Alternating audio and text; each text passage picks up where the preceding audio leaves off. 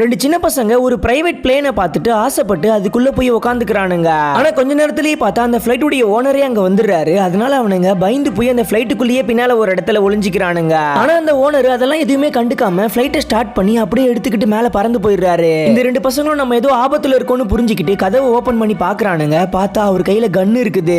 அதனால அவனுங்க பயந்து போய் மறுபடியும் கதவை மூடிக்கிறானுங்க.